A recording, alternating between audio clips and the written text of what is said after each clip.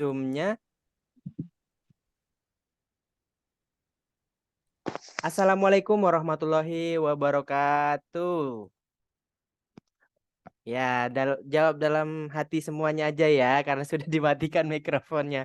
Baik, kembali lagi dengan Mas Adi dan ada Bu Adel yang akan menjadi narasumber. Pada malam hari ini kita akan belajar seperti biasa, belajar tentang soal-soal hukum. Di kolom chat sudah ada yang memberikan info bahwa soal hukum yang keluar kemarin kebanyakan soal hormon atau soal tryout kemarin gitu ya. Nah, kalau memang nanti ada pertanyaan-pertanyaan, silahkan ditanyakan ke Bu Adel. Kalau Bu Adel bisa jawab pasti dijawab. Jika tidak mungkin di lain kesempatan begitu ya. Mohon izin saya jadikan Bu Adel co-host dulu. Nah, Bu Adel boleh sambil nyalain mikrofonnya ya Bu Adel ya. Oke, siap, Mas. Ya, dari suaranya Bu Adel tahu kan Mas Adi sedang seperti apa ini Oh, kondisinya. tahu Tahu banget. banget ya Bu Adel. Cuaca tuh, Mas. Bukan cuaca Bu Adel. Apalagi, Mas. Kebetulan bayinya ini pengennya sama saya mulu Bu Ah, Adel. begadang ya, Mas? Iya. Jadi agak begadang-begadang terus nih akhir-akhir ini. Tapi Ah, iya. seru banget jadi seorang ayah baru. Iya dong. Serunya di situ, Mas. Kebanyakan Serunya begadang. Nggih.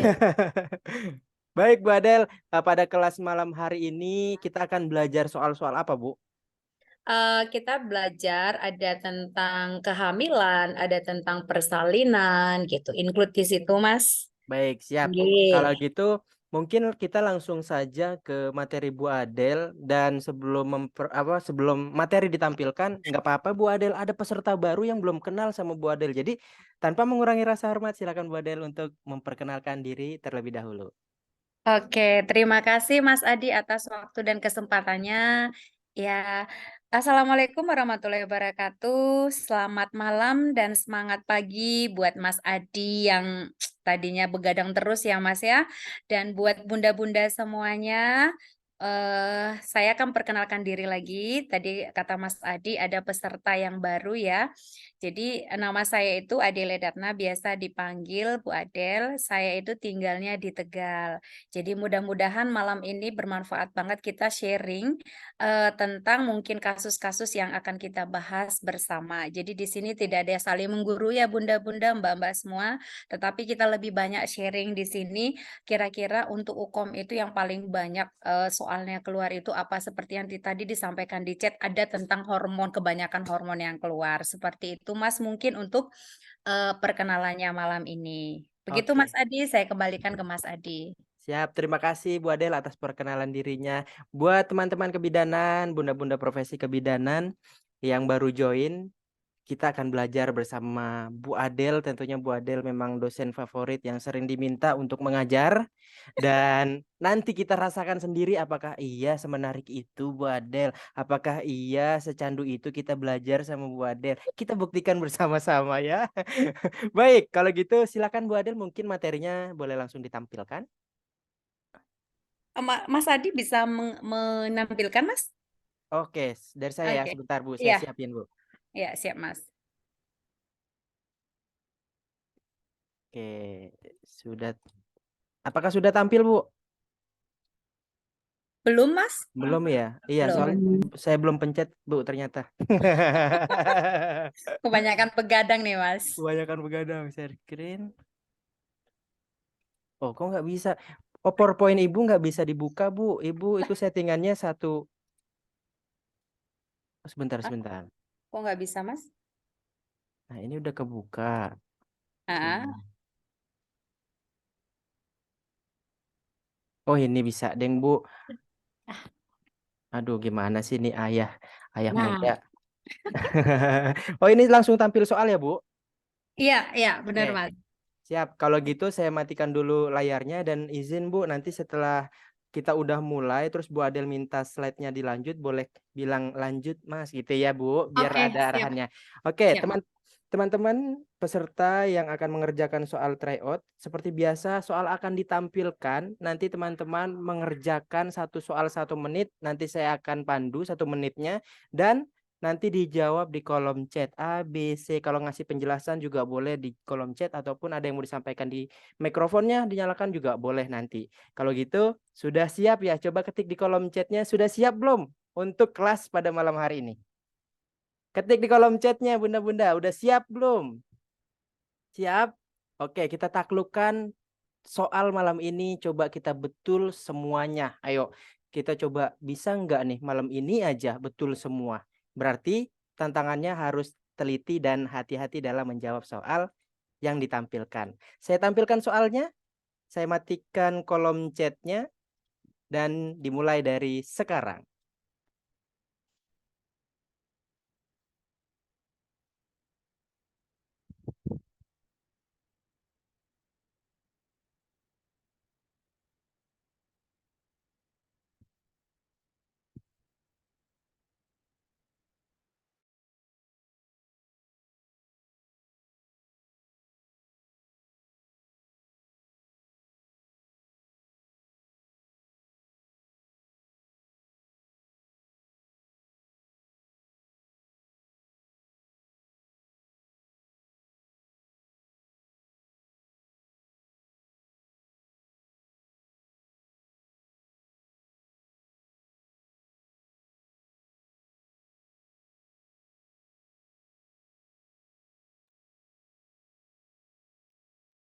3, 2, 1. Waktunya sudah habis 1 menit.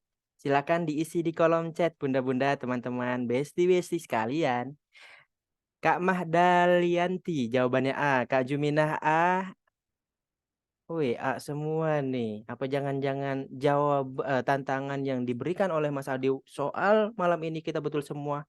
Apakah memang betul berjamaah? Kak Dwi Puspo ya. A semua nih, segera rujuk ke RS. Apakah intervensi yang dilakukan pada kasus tersebut? Oke, seorang perempuan umurnya 20 tahun, G1P0A0. Oke, A semua ada yang ngasih penjelasan, ada apa tuh? Karena lintang kan ya. Karena tinggi badan 142 dan bayinya 3,2. Letak lintang dan aterem. Oke. Baik. Mungkin ada yang mau memberikan alasan secara lisan atau mau lanjut dibahas sama Bu Adel? Coba bunda-bunda ketik di kolom chatnya. Mau lanjut aja? Lanjut aja mas. Saya penasaran. Saya jawabannya harusnya betul nih. Ya. Lanjut nih. Kita bahas sama Bu Adel. Letak lintang, tinggi badan, apa nih? IBH 145. Oke. Baik Bu Adel. Ini peserta jawabannya rata Bu. Jawabannya yang A. Bagaimana nih Bu? Apakah betul berjamaah atau malah salah berjamaah Bu? Oke. Oke, Mas Adi dan bunda-bunda semuanya, terima kasih sudah merespon ya jawaban untuk soal yang pertama. Dan tadi di kolom chat juga sudah ada argumen kenapa sih saya memilih A begitu ya. Oke, jadi di sini memang clue-nya adalah satu memang tinggi badannya itu 142. Artinya memang kalau 142 ini lebih ke arah panggul sempit ya Bunda ya. Kemudian berat badannya juga 48, aterem, tetapi pada saat kita lakukan palpasi, itu pada fundus itu teraba kosong, kemudian bagian kirinya itu teraba bulat keras, melenting, bagian simfisis itu kosong. Berarti kita sudah mindset kita bahwa dia itu adalah letak lintang. Jadi kalau kita berbicara letak lintang, Bunda, itu di mana janin melintang itu di dalam uterus dengan kepala pada sisi yang satu, sedangkan bokong berada di sisi yang lain. Nah, penyebabnya banyak ya Bunda ya. Bisa karena hidrosefalus, bisa karena kehamilan kembar, juga bisa karena multiparitas, bisa karena tadi panggul sempit, bisa karena CPD, begitu ya Bunda ya. Jadi bagaimana cara kita mendiagnosa apakah ini letak lintang atau tidak? Bisa kita lakukan secara inspeksi. Nah, dengan cara inspeksi itu bagaimana Bunda? Kita hanya dengan melihat, kita melihat bahwa fundus itu tampak lebih melebar dan fundus uter itu pastinya lebih rendah Bunda, tidak sesuai dengan usia kehamilan. Nah, itu kalau pada inspeksi. Kalau pada saat palpasi, itu biasanya seperti di dalam soal, pada fundus teraba kosong, kemudian Ada bagian yang bulat, keras, dan melenting berada di samping entah itu kiri atau kanan. Kemudian pada bagian bawah atau simfisisnya itu kosong. Itu kalau dengan cara palpasi. Nah, kalau dengan cara auskultasi atau dengan cara mendengar Bunda, biasanya kalau letak lintang itu kita mendengarkan DJJ-nya itu di sekitar umbilikus ataupun setinggi pusat. Kalau dia misalnya letak sungsang atau presentasi bokong, itu kita dengarkan DJJ-nya di atas pusat. Kalau dia presentasi kepala, kita dengarkan DJJ-nya itu di bawah pusat. Seperti itu ya Bunda ya. Nah, pada saat pemeriksaan dalam juga Bunda, kita bisa merasakan ada teraba tulang. Kalau misalnya dia bahu, itu nanti akan terasa seperti ketiak gitu ya Bunda ya, baik yang kanan atau yang kiri, seperti itu. Nah, kalau misalnya di bagian depannya kita bisa klavikulanya yang kita raba pada saat pemeriksaan dalam. Kalau dia bagian belakangnya, itu bisa kita raba bagian skapulanya. Nah, nanti untuk pemeriksaan penunjang biasanya kita lakukan USG untuk lebih memastikan lagi ya Bunda ya. Nah, seperti itu Bunda. Jadi jawaban yang benar seperti yang Bunda sampaikan tadi adalah intervensi yang kita lakukan adalah segera rujuk ke rumah sakit. Karena menganjurkan Ibu untuk posisi menungging tidak mungkin lagi ya Bunda ya. Karena kondisi tinggi badannya juga sudah 142 begitu. Artinya Ibu ini pendek gitu Bunda. Kemudian melakukan versi luar. Nah, versi luar sekarang itu tidak dianjurkan lagi Bunda. Kalau dulu mungkin dianjurkan, tetapi itu dilakukan oleh orang-orang yang profesional. Contoh misalnya dokter. Kita sebagai seorang bidan, karena dia datang ke TPMB, kita tidak boleh melakukan versi luar. Artinya versi luar itu mengubah posisi si janin tersebut. Gitu ya Bunda ya. Kemudian menganjurkan ibu untuk mengurangi makan tidak ada hubungannya. Dan menunggu sampai persalinan. Karena ini sudah patologi, berarti mau tidak mau kita harus segera melakukan rujuk ke rumah sakit. Apalagi sudah aterem 38 minggu. Seperti itu Bunda-bunda semuanya. Terima kasih Mas Adi, saya kembalikan. Oke, siap. Bu Adel, terima kasih atas penjelasan soal Siap. pertama. Berarti bunda-bunda betul berjamaah. Betul berjamaah. Keren. Soal Luar nomor satu biasa. aja udah betul semua nih. Kita coba nih ke soal berikutnya nih Bu Adel.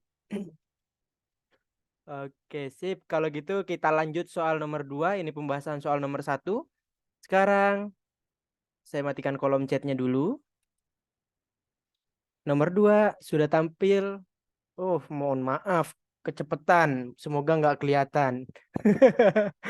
Oke, 3, 2, 1. Silakan dari sekarang.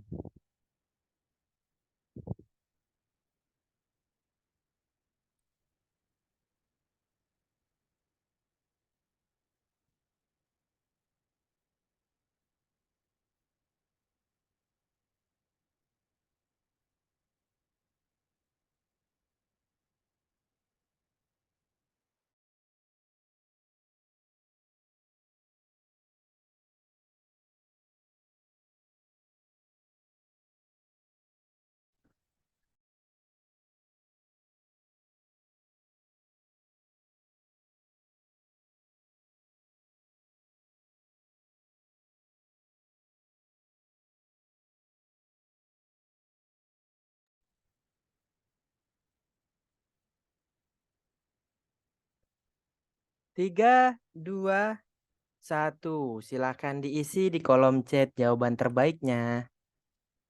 Jawabannya B, B, B. Oke. Jawabannya B lagi. B semua. Apa jangan-jangan tadi keintip sedikit, tapi walaupun keintip sedikit, bisa dong memberikan alasan atas kenapa sih pilihannya bisa impartu kala satu fase aktif di laktasi maksimal? Ya karena tadi kelihatan Mas. Semoga enggak ya. Karena dilastasi maksimal terjadi pada pembukaan 4 sampai 6 cm. Oke, Kak Kamaria sudah memberikan penjelasan. Oke, Kak Nikomang, Kak Suhartini, B karena pembukaan 4 sampai 9 latasi maksimal. Oke. Kak Arina ingin menyampaikan sesuatu. Boleh, silakan Kak Arina dinyalakan mikrofon, sudah bisa. Ya, Kenapa Kak Arina? makasih Mas Adi. Iya, Kak. Ingin coba menambahkan sedikit. Siap. Mungkin jawabannya sudah benar ya teman-teman. Ini menurut saya Jawabannya B, infarktun kelas 1 fase aktif dilatasi maksimal, di mana pembukaan 1 dengan dilatasi maksimal itu pembukaan 4 cm sampai 9 cm. Itu Mas Andi, terima kasih. Siap, Kak Arina. Masih aktif ternyata, udah lama nggak ketemu sama Kak Arina. Masih menjadi peserta teraktif selama bimbel nih. Semoga kompeten dan hasilnya memuaskan seterusnya. Amin. Amin. Ini Kak Lucy tadi ada menyampaikan soal ini keluar kemarin di TO. Semoga keluar pada saat UKOM. Kalau keluar saat UKOM kan jadi, wah ini kemarin keluar nih. Pilih yang ini nih gitu. Baik, kalau gitu mungkin langsung aja kita berikan ke Bu Adel. Apakah kita betul berjamaah lagi atau ternyata tidak? Silakan Bu Adel untuk diberikan pencerahan. Oke, siap Mas Adi. Terima kasih Bunda Arina dan Bunda-Bunda yang lain yang sudah memberikan responnya gitu ya Bunda ya. Oke, kalau ini sih hanya kita mengingat saja ya Bunda ya. Kita ketahui kalau yang namanya kala dalam persalinan itu ada 4 kala dan dibagi 2 fase, yaitu fase laten dan fase aktif. Nah, fase aktif itu dibagi lagi fase akselerasi, dilatasi maksimal, dan deselerasi. Nah, di dalam soal Bunda itu ditanyakan memang diagnosa pada kasus dengan kondisi bahwa si ibu itu sudah terjadi pembukaan 6 cm. Nah, yang ditanya adalah diagnosanya. Jadi yang fase aktif ataupun infartu kala 2 kita hilangkan ya Bunda ya, karena atau kita silang karena yang namanya pembukaan lengkap atau masa kala 2 itu pada saat pembukaannya sudah 10 cm. Mungkin Mas bisa di next untuk slide jawabannya. Nah, ini dia Bunda. Nah, akselerasi berlangsung 2 jam, pembukaan dari 3 menjadi 4 cm, kemudian dilatasi maksimal dari 4 menjadi 9. Nah, tadi di dalam soal kan 6 ya Bunda ya, berarti jawabannya adalah dilatasi maksimal. Nah, sedangkan deselerasi itu berlangsung lambat kembali dalam waktu 2 jam sehingga menjadi pembukaannya lengkap atau 10 cm. Nah, itu tadi Bunda, jadi paling kita hanya mengingat bahwa yang namanya di dalam partograf itu masuk memulai itu dengan fase aktif atau 4 cm, di mana partograf itu sendiri merupakan salah satu alat bantu bidan atau tenaga kesehatan dan yang akan memberikan informasi atau keputusan yang akan kita lakukan terhadap pasien yang akan kita bantu proses persalinannya. Seperti itu Mas Adi, jadi jawaban benar semua berjamaah lagi untuk nomor 2 dilatasi maksimal. Oke, Oke siap. Mas Adi. Mantap. Bu Adel, ini kalau udah Siap. 1, 2 udah betul berjamaah. Saya curiga nih Bu, beneran malam ini betul semuanya nih. Amin, amin. Harapannya seperti itu ya, Mas. Oke, Amin, iya. amin. Kalau malam ini betul semua, harapannya pada saat UKOM jadi gampang, mudah. Mana sih ini soal yang banyak? Jangan, nggak boleh sombong. Tetap hati-hati atas memilih jawaban UKOM. Karena tadi di kolom chat ada yang bilang ini keluar kok saat UKOM. Memang, karena soal UKOM itu akan berputar di situ-situ aja, teman-teman sekalian. Tapi kalau keluar, alhamdulillah. Oke, kita lanjut ya ke soal nomor 3. Soal nomor 3 saya tampil. Saya matikan kolom chatnya dulu. Kolom chat sudah dimatikan. Soal nomor 3 sudah tampil. Silakan dimulai dari sekarang.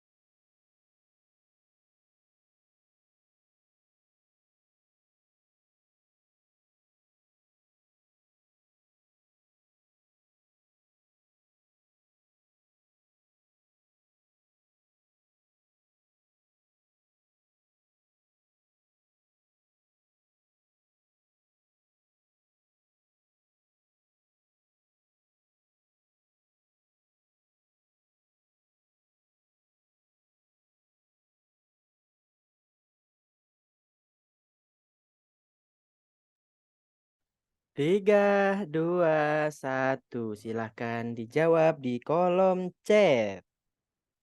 Kita lihat jawaban, diawali jawaban Yang B, diikuti B lagi. Oh, ada yang beda nih. Ada yang lain nih. Oh, berarti ada 3 pilihan jawaban. Ada B, A, D. B, A, D. Didominasi jawabannya yang B, yaitu dilatasi serviks. Oke. Kayaknya nggak cuma 1-2 orang deh yang ngomong kalau soal dari Bu Adel tuh sering keluar. Jangan-jangan Bu Adel ngasih soal yang udah di store ke pusat, abis itu dibimbing di kita. Wah, Keren baik gitu ya, baik Mas. sekali kalau kayak gitu Bu Adel ya. Memberikan semi bocoran. Enggak, jangan ada yang menganggap di Voko itu sebuah soal bocoran atau lembaga membocorkan soal hukum. Enggak ada sama sekali.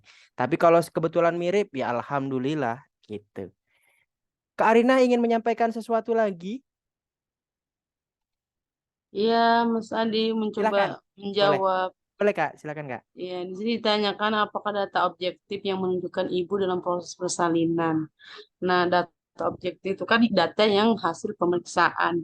Nah, menurut saya yang menunjukkannya itu adalah adanya pembukaan serviks atau dilatasi serviks yaitu 4 cm. Mungkin itu Mas Adi. Terima kasih. Oke, siap. Terima kasih Kak Arina atas keaktifannya untuk memberikan alasan atas jawabannya. Kak Sudawim, sebenarnya nggak sama persis Mas, tapi intinya sama. Yang penting perdalam teori juga. Iya, betul banget Kak Sudawim. Terima kasih sudah mengingatkan teman-teman yang akan UKOM. Berarti Kak Sudawim kemarin udah UKOM dong. Luar biasa. Ikut mendampingi, ikut mengawal teman-teman yang akan UKOM.